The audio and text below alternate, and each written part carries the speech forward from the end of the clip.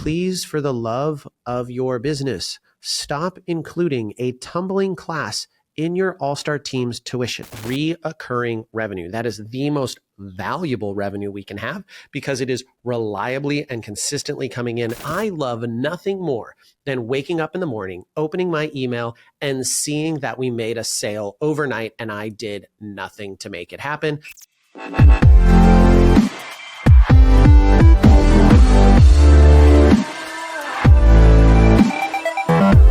Hello, everyone, and welcome to another episode of the Cheer Biz Podcast. Today, we are talking about why you absolutely must stop running your tumbling program as a drop-in only program. I am heated about this right now, and I'm heated not because anyone did anything wrong specifically, because it came up today. And I was having this conversation with Tori as I was driving over to the gym to do some recording. And I was like, how is it that there are still people who don't know about this yet? Because when we first started, there were no cheer podcasts. There was no ASGA. There was no Facebook groups or anyone out there presenting any other information. And so I was like, how could this possibly be? And the reason this came up is because I got onto a call with someone and I was helping them out with some of the things going on in their business. And we were helping strategize how to run some advertising. I was helping them figure out how to get some things set up within Meta so they could start running paid ads. Now, before we got into running the paid ads though, after we'd gone through everything, I said, hey, let me look at a couple things and talk through a couple things with you. So I wanted to look at their website and I wanted to see how people got enrolled, because if you're going to run paid ads and you're going to do marketing, you have to send people to a location that actually works to convert them to a paying client. What I don't want to do is pay a bunch of money to send people to a page that just has my phone number on it. That is an absolute abundant waste of your finite resources. I want to send people to a page that's going to give them information, that's going to elicit response to get their email and phone number, but give them something that they think is valuable, but doesn't cost me a lot of money. And on top of that, I eventually want them to enroll right through that. I love nothing more than waking up in the morning, opening my email and seeing that we made a sale overnight and I did nothing to make it happen, aside from the work I did on the front end on my landing page. And so I wanted to dive into how that worked for them. And looking at their website, it was a little bit hard to find. And then once I did find it, I realized as we were talking that they were selling their classes as individual one-off a la carte options that you could drop into at any time. And so they were running their recreational tumbling that way. And I asked some questions and I said, hey, why are you doing it this way? And they talked about parent convenience and some other things that I think are really great to think about, but they hadn't ever really considered some of the other options. And I really, really want you to understand that there is no one in the cheerleading industry or gymnastics industry or tumbling industry that should be running the majority of their programming as drop-in programming. You can have drop-in offerings here or there, like an open gym is a drop-in offering. Maybe you do a parents' night out that you can drop into, but you should not be running the bulk of your revenue as drop-in offerings for a variety of reasons. Now, I want to talk through all of those and just really stress why it is so important that you don't build your business to function off of drop-ins. Number one, first and foremost, is drop-ins inherently make it nearly impossible to run your business efficiently because you cannot plan for revenue. In order to run an effective company, I need to have a good idea of what revenue I'm going to be bringing in every month so I know that I can cover my expenses. I need to know what I have coming in. I want to know what my outstanding accounts receivable are, like what I have left to come in, what my cash on hand is. I need to know all of those things. And it's impossible for me to predict if I'm basing everything off of whether or not someone is going to choose to drop in on a given night. Even if I'm charging a fairly high rate for that, I still make it very, very difficult to plan and budget. So that's number one, is you cannot have predictable revenue when we have drop-in, which brings me to the concept of reoccurring revenue is king. That is the number one thing we care about as a business, is reoccurring revenue. That is the most valuable revenue we can have because it is reliably and consistently coming in. A customer is buying from us consistently, which is why so many cheer gyms focus on all-stars, because that is more reliable revenue. Your all-stars enroll for a season. They're with you for that 12 months. You know you have their tuition coming in every single month. And that's fantastic. We can do the same thing with our tumbling classes, but not if we're doing drop-in. Number two is drop-in is inherently loosey-goosey. So it makes it very difficult for your coaches to even plan and have a structure, as well as do one of the most important things they're going to do with your athletes, which is create relationships, and for those athletes to create relationships within their class with other athletes. I was talking about this with a client today as well.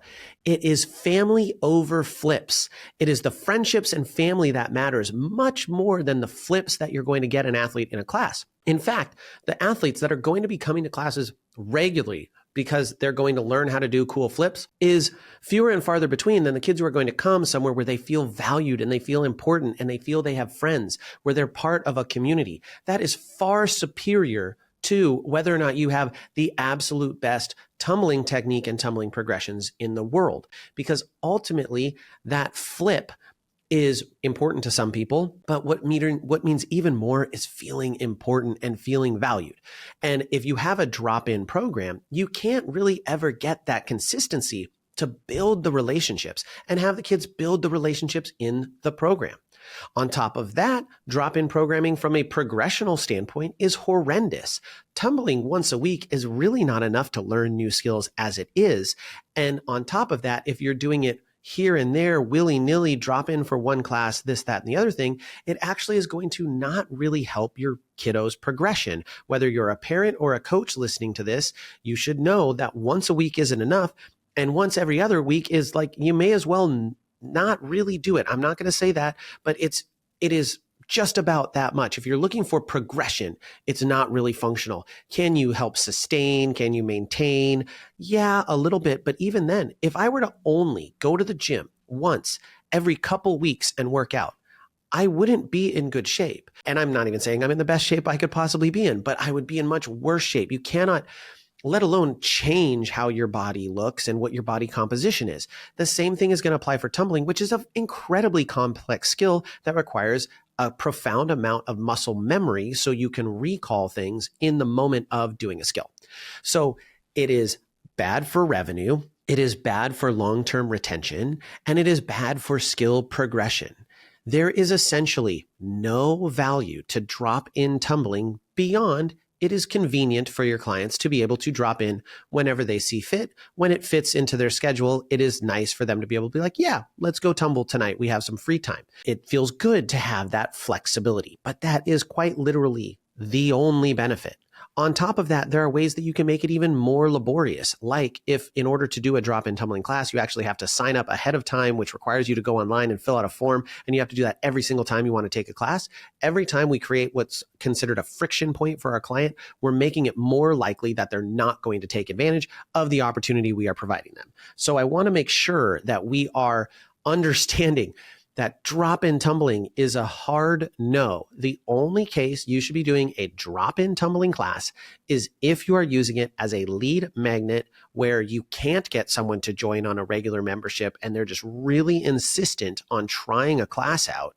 Then you could consider offering a one-time class for a high rate. Okay. It should be higher than it would cost someone on a membership. So don't just divide your membership by 4.3 and say, this is what it costs for one class. Make it more than that. So they have to commit a little bit extra. So you can also use that as a sales point to say, hey, you should just do the monthly membership because you're really paying only 50% more for 3 more classes than you are to do this one singular class and check it out. When realistically, you can cancel at the end of the month.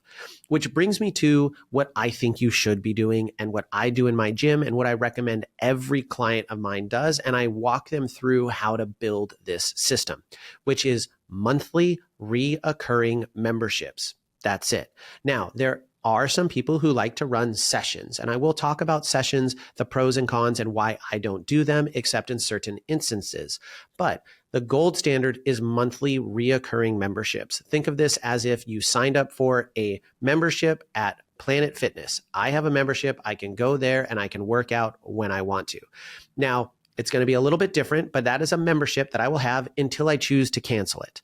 And it is the same thing. You're getting a membership with the facility and you have that until you choose to cancel. Now let's talk about a situation where we're doing a session, right? Why would we want to do a session and what are some negative drawbacks of sessions? So tumbling as sessions, I inherently don't like.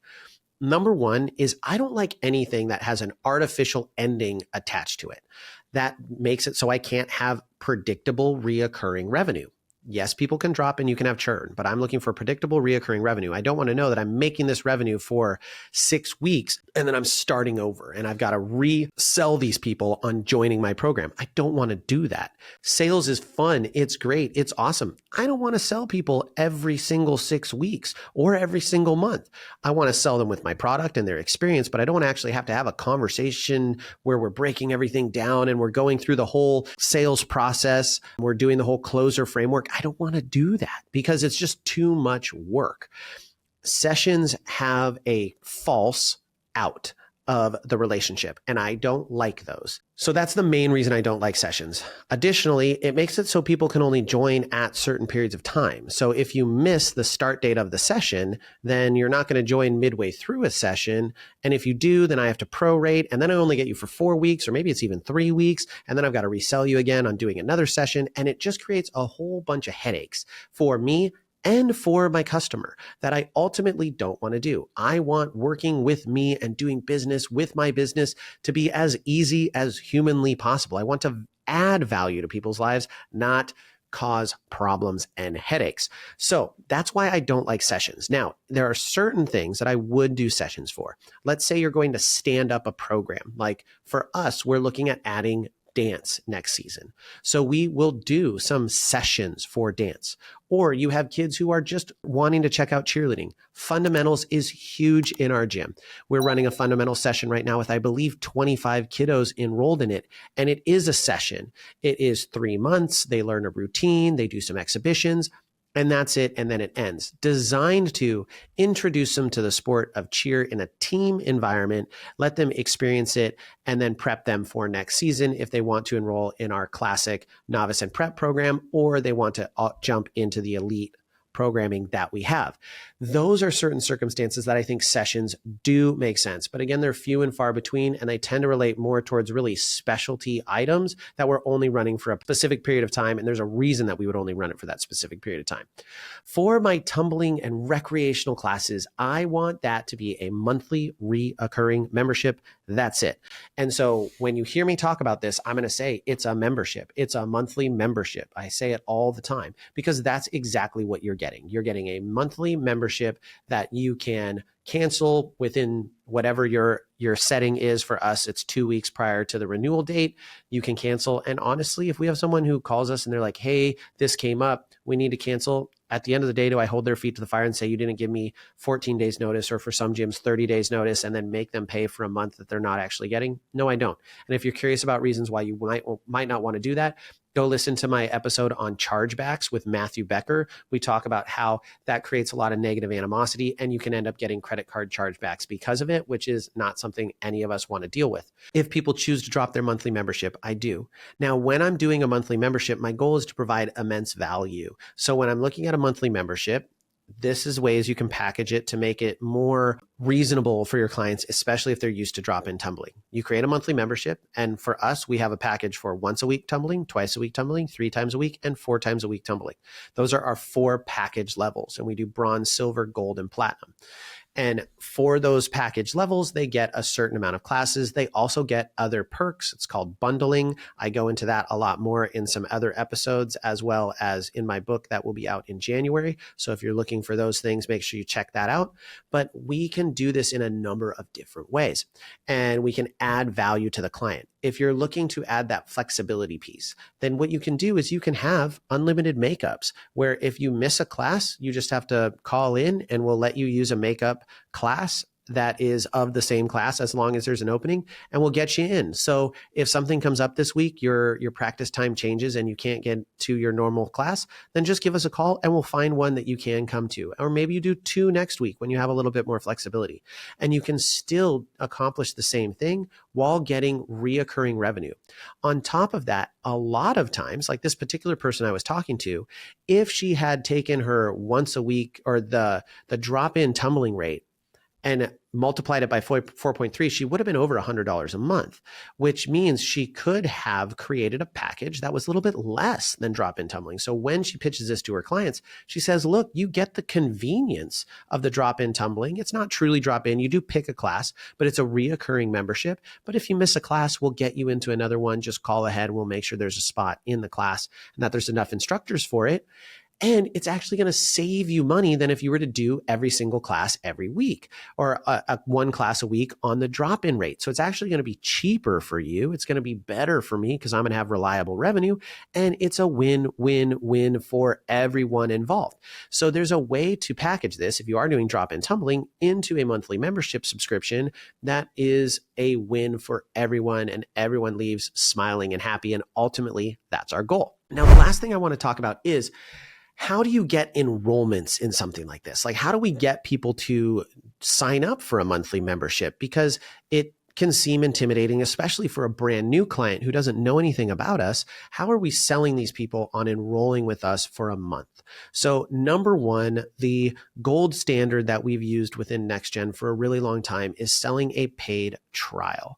And a paid trial is an absolutely fantastic method to get more people to know about your gym, participate in it at a slightly reduced rate, and have an experience where they can then feel like they are not under pressure to make a long-term commitment. That's number one, is you can do some sort of a paid trial. If you're going to do a paid trial, I encourage you to get with NextGen. We can walk you through exactly how to do it. There are a lot of pitfalls to running a paid trial, and I'd like to help you avoid those because they can absolutely cause you some problems and you can lose some clients if you don't do your paid trial correctly. A next method would be to offer your monthly membership, but offer incentives and specials to get people to enroll. This is more what I do now. So I'll just be completely honest. We did paid trials for a long time, and then I've moved to this method. One of the reasons I moved to this method is because we have high customer satisfaction in our classes. So I felt like it was the right time. We were having a really good retention in our trials. So it made sense to move away from the paid trial process and simply do an enrollment with an incentive to purchase. So for instance, what are some incentives you might do? Well, you can do a discount, which we just finished running a back to school special that had a 20% discount on new members enrolling in recreational classes. In October, we're running a special where if you register for a month of classes, you get a free semi-private lesson, which is a $50 value.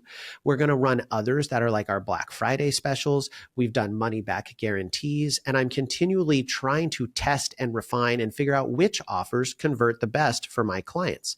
And you've got to kind of figure those pieces out. So there's a number of different ways that you can incentivize people to try things out.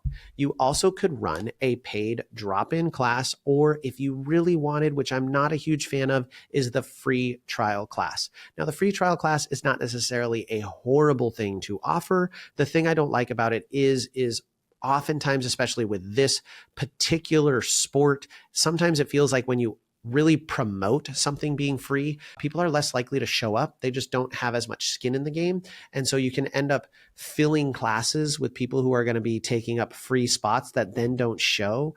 And then other people who might have shown up don't take advantage of it. And generally speaking, when people put their money into something, they're much more likely to show up. So that's one of the reasons I don't like free trial classes. I'd much prefer a paid trial class. Now, if you wanted to have them do a paid trial class and you did a one-time drop-in paid trial class where you charge them, $25 or $20 or whatever it is you want to charge, could you at the end of that class say, hey, we'd love to get you enrolled, when they're really excited and they're pumped, let's get you enrolled in some classes. And you know what, because you're here today and because you just paid for the trial class, I'll go ahead and credit what you paid for the class towards your membership since you just took a class. And then bada boom, bada bing, you just credit that right to them. And it really didn't cost them anything. So you really did give it for free, but they put some money in on the upfront end. So that can actually work really, really well and be a great sales tactic and a conversion technique. Now, The best thing about monthly reoccurring memberships, I'm kind of backtracking here, is that there's no artificial end date. It can go on forever. And this allows you to track a really good length of engagement with your clients and know how long people are staying on that monthly enrollment. How long are you getting that engagement and that investment in your program? And I absolutely love having monthly reoccurring revenue in my class program. It absolutely sustains my program. All Stars is a huge revenue stream for us, and our recreational tumbling classes are a huge revenue stream for us. Those are our two biggest in our gym, and they both get an equal amount of attention. But if I was doing drop-in classes, it would not be the same.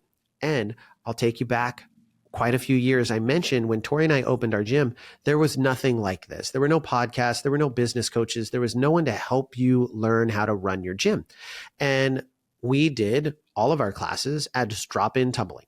It was drop-in tumbling. We did it because that's what the owner that we purchased the gym from, who was our previous boss, did forever. And it was $5 to drop in and take a tumbling class. And that was literally the dumbest thing ever. There was no reliability to income. And the reality is that we were viewing it as an add-on to help, really more just to help our all-stars get better at tumbling. Hey, you want to get better at your tumbling and you can't afford to do a private lesson, do a drop-in tumbling class, pay $5, get tumbling class.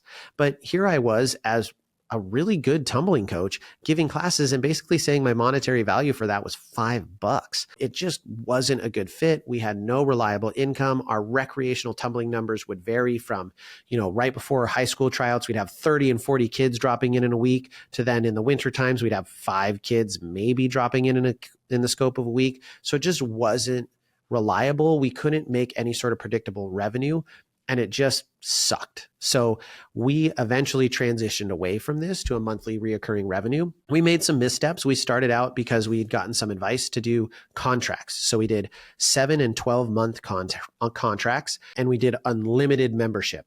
One, don't do unlimited membership. I have an entire episode on that. Do not do it. It's horrible. No. 7 and 12 month contracts. No one likes to be on a long-term contract. It makes it much harder to close your sale. And at the end of the day, you're just going to let people out of their contract anyways. And if you don't, they're going to charge back on their credit card. So do yourself the favor and just don't sell people that they have to join for 12 months in your program to take recreational tumbling classes. It made it just a much harder sell because people were like, well, we play softball and we're probably going to be too busy during softball season.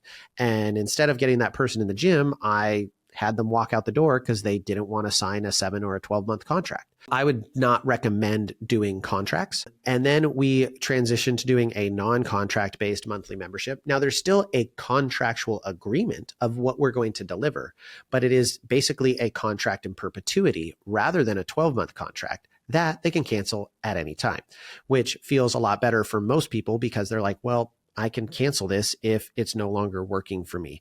So that feels really, really good. So ultimately, you want to transition to those monthly memberships. And if you're having trouble doing this or you don't know how to execute it, again, this is something that we can help you with in NextGen in our Coaches Academy. So this is where we work with your owners and we're going to help you stand up all of these systems so you can really grow your business. Now, my last parting thing of something I want to make sure that you guys consider, you're already in your season, so you probably cannot change this. But as you go into next season, please, for the love of your business, stop including a tumbling class in your all-star team's tuition. You can tumble during your practices. You should not be including a tumbling class in your all-star team's tuition because 2 reasons. One is unless they're just working on team-oriented tumbling skills, it's not really for the team. So they're progressing things outside of the skill and not really working on the things they need for the team. And if you're requiring them to only work on things they need for the team, it's likely you're going to have mediocre attendance unless you have consequences and force them to attend. And number 2 is it de-incentivizes your all-stars taking additional classes and or private lessons to progress their skills because they're already getting an included tumbling class. So why pay more? So just stop offering that as an included asset. If you want to tumble within your practices and you want to tell your families, hey, we're going to tumble for at least 20 minutes every single practice. So they're still going to be working on their tumbling, but we're not doing a structured tumbling class. That's one thing. Now, we do offer a tumbling class in the summers because we practice 3 times a week during the school year. We practice on a Tuesday, Thursday, or a Monday, Wednesday, and then we practice on a Sunday. And in the summers, who wants to be at the gym on a Sunday when they can be at the lake? So we make Sundays an optional level appropriate tumbling day. That way we don't change their tuition in the summertime, and kids who want to come and tumble. Now, attendance at those generally kind of sucks, but from a revenue perspective, I don't have to articulate why their tuition doesn't drop in the summertime because they are getting offered those hours. They're just choosing not to take advantage of them. And we're not doing a structured practice where people feel like they have to be there and there's animosity when kids are missing. So as you leave the episode, I'm hoping that you got a ton of actionable information from this. I hope that you are leaving this going, man, if you're currently doing drop-in tumbling, I'm not going to do this anymore, and I am going to make a change. And I promise you, you can make a change. And any of those voices in the back of your head that are saying, don't do that, your parents won't like it, everyone will quit. Well, first off, everyone can't quit because they already aren't a member. They are only attending once, twice, maybe even 3 times a week here or there willy-nilly. So they're really not quitting. Number two, there are ways to design this. So not only is it better for your business, but it's better for your customers. And they're going to actually appreciate the thought and attention and care in which you went about creating this new product. So there are ways to craft this so it can be a boon for your business and a positive for your clients, a positive for your staff, and a positive for your athletes. In fact, I am confident enough that I would be willing to guarantee you that if you do this the right way, it absolutely will be that thing. So please just stop doing drop-in tumbling. It's not helping you. It's only holding you back from doing what you really can do with your gym. All right, everyone, thank you for joining us. And with that, we'll catch you on the next episode.